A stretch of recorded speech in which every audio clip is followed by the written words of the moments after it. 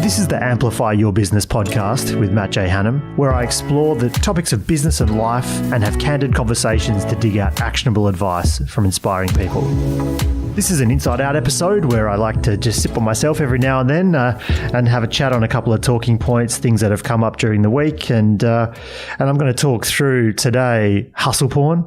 There's a couple of different, it seems that we're just addicted to the word hustle and there's obviously people like Gary Vaynerchuk who are pushing hustle. And I think his message is taken out of context, but there's people now also saying, listen, is this the right thing? Is this what we should be doing?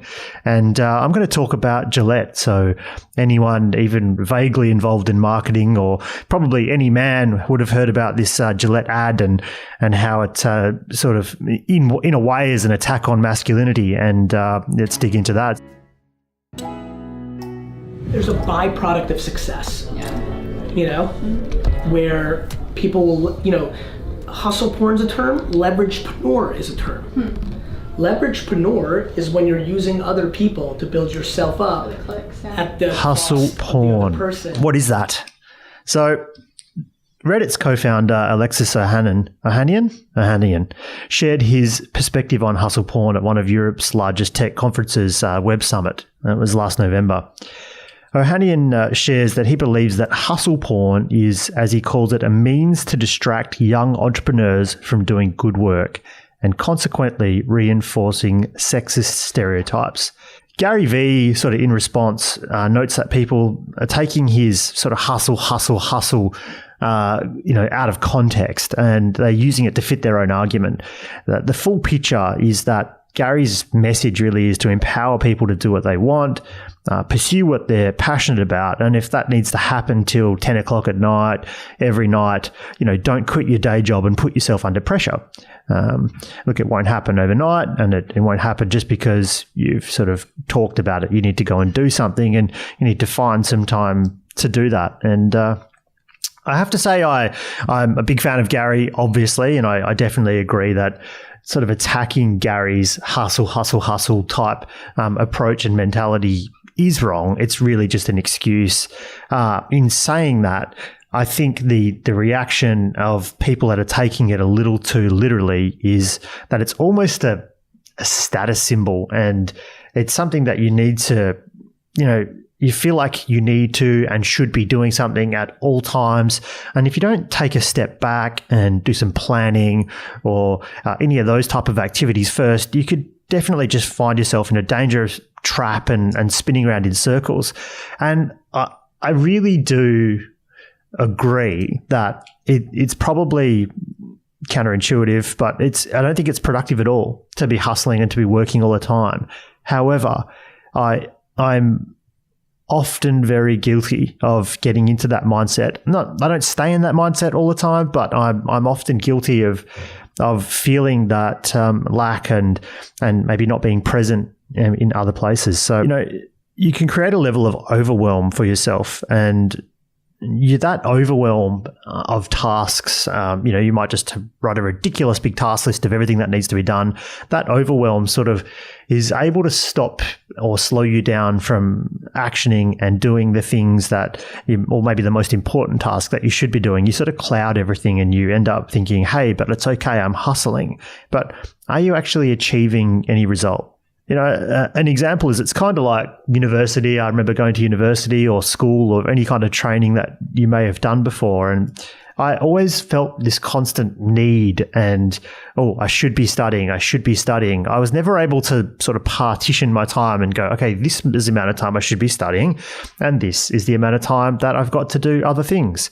I mean, let's face it, I didn't do any studying, and that's probably why I always felt that lack. But I was able to always just work on, I would get to the last few days and then set a plan of how much time I had left for my different subjects, and then that's all I had to give to it, and I would hopefully pass. But I'm definitely guilty of feeling that, I guess, guilt as an emotion. And if I'm not, sort of hustling and always doing and pushing forward towards my goals, and I really do feel like at times there's a major it's easy to sacrifice things. Like, especially, I know that one of my first go-to things to sacrifice is my sort of balance, my wellness, my health, and my family time. I probably spend what I consider a good balanced amount of family time, but very quickly I'll miss a gym session. I'll miss some meditation. I'll go on a nice little streak of doing some meditation, and then I'll end up feeling good for a little while, and then cutting that back and stopping. And these are one of the first things that I'll cut out. But I actually need that mental sanity, that health to go and achieve and to do what I'm doing. What I've also realized is that I probably still spend enough time doing these activities. It's just that I lose my ability to be present. I might be home and I might be playing with the kids in the backyard, and it's great fun. And I'm sure I am present at times, but sometimes I'm not.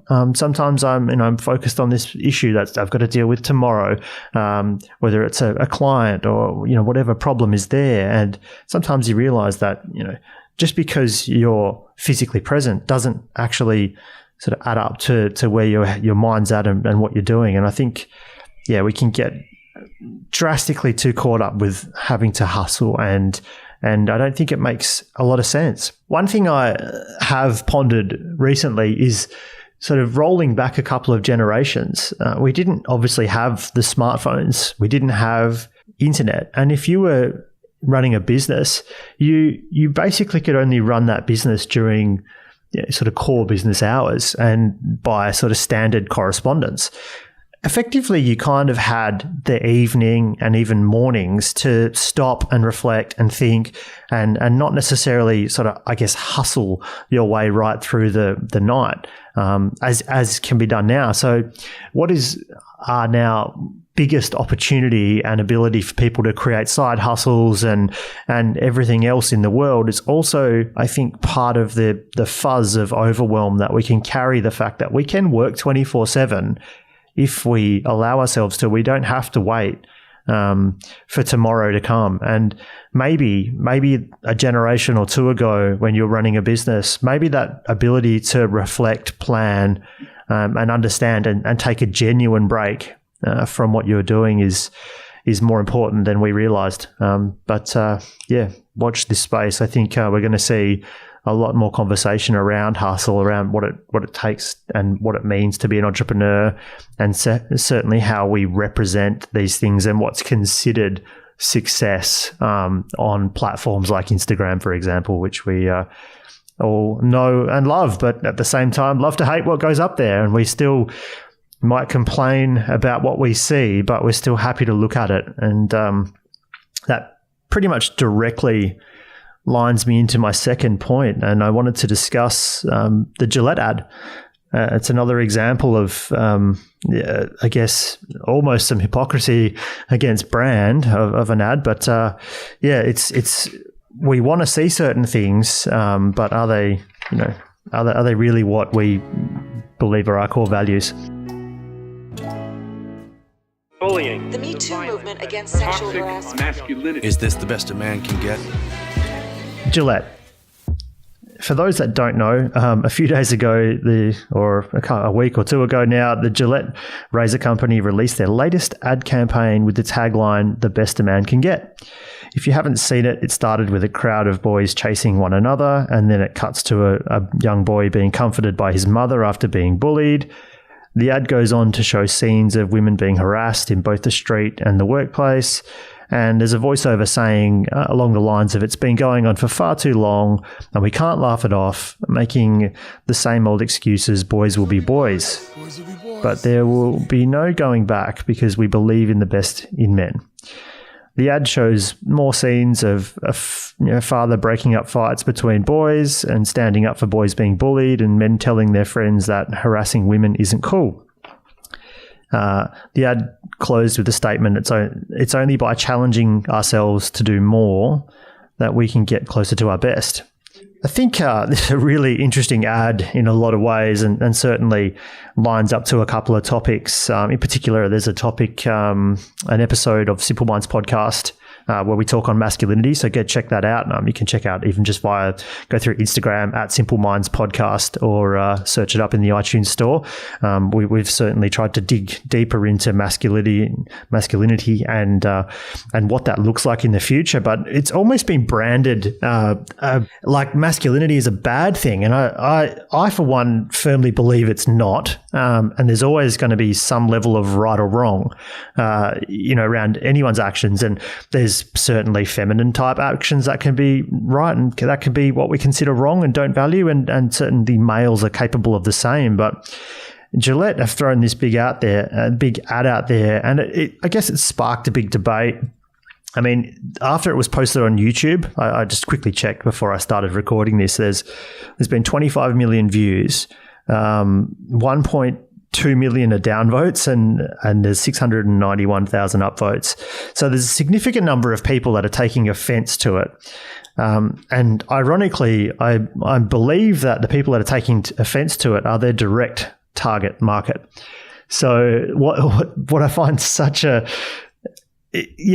interesting challenge is that they're literally pointing directly at their consumer, and also it more or less goes directly against a lot of what their brand messaging has been. Now, if you go back to Procter & Gamble and go to a larger level, they certainly have they've never backed down, or they certainly have showed other campaigns and things where they're happy to sort of challenge and look at culture and values. But this one for Gillette is very different to sort of selling more blades and you'll get the girl with a nice clean shave.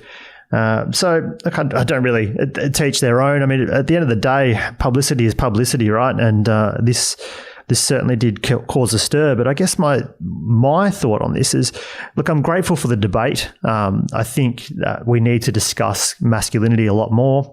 We've got a lot of challenges, I think, as men in what the future looks like for us in a lot of ways. We know how to do things with our hands and how to do things physically, but we live in a world that technology's taken over a lot of that, and what was done by our grandfathers or further ancestors in terms of their everyday life and what's needed is not necessarily needed anymore. We can achieve that with a piece of machinery, or anyone could do this, and I think in a lot of ways masculinity is being threatened. But what this ad is really talking about is the poor side of that masculinity. Like, there was a couple of boys rough and tumbling in the backyard, and I don't think there's anything really wrong with a bit of that kind of activity.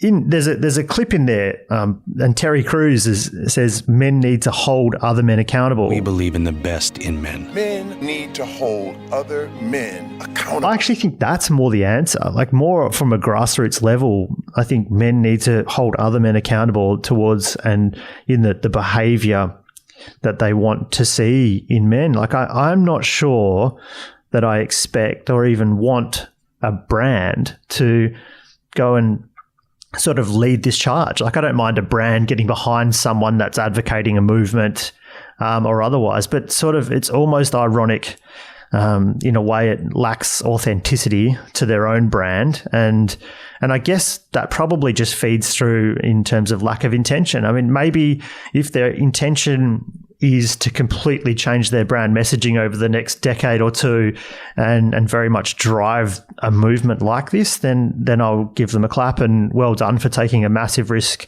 from a commercial perspective and standing for what you believe in. And certainly the younger consumer will like that if that's what they believe in. But they've also taken like a direct line against a big segment of the target market. And I think a lot of those downvotes are that. Mainly not because I think it was a little too generalized, like all men are like this, but in a lot of ways I think it was confronting, and people have not liked the video for that because they know it still exists. They'd rather it wasn't how it is. It's certainly I think that we do need to do a better job as men, and we need to work out what a man looks like and needs to be in the future, because it's certainly different from, I guess, what we would have considered as a great a great life for say our grandfathers and beyond. So yeah, it was a good ad from the sense that it created some conversation. Whether or not it was their conversation or their place to say something, I guess, well, look, at least they did. They went and put a lot on the line. And I like the fact that we've got a major corporate putting some messaging on the line, but as long as it was for the right reasons and they continue on with it, they'll probably cop even more backlash if they go straight back to the standard ad sequence of a man having a clean shave and getting the girl, which is, I guess, what a lot of their messaging has been. And look, that's not necessarily terrible in a lot of ways anyway. There's nothing wrong with that. Their ads have never shown violence, and that's why you're going to get the girl or anything like that. At the end of the day, we most of us seek out a partner in our lives or some of some sort, and there's nothing wrong with that. And that's a value that we uphold as a series of, or as a civilization. So anyway, digress. But advertising wise, brilliant. They've clearly got plenty of people talking about them. Whether that has an impact on sales, plus or minus, we'll soon see. Whether they continue along this line of content, we'll soon see. But definitely watch this space. It was nice chatting with you. It's nice to be back in January. I haven't recorded anything for a few weeks, so it's good to be on the mic. And I'm going to bring a lot more of these types of little chats to you, where I'm just going to pick out a couple of topics and just talk about some stuff and how it directly relates to business. Is so important. I haven't really talked about business across these two topics of hustle porn and the Gillette ad, but really it is very much intertwined. I mean, the hustle porn is effectively, and that hustle mindset is really, in essence, a direct competitor or conflict to the entire reason that the majority of people go into business, and that's to have control of their lives, to enjoy themselves, to spend more time with family, to have and do what they want every day.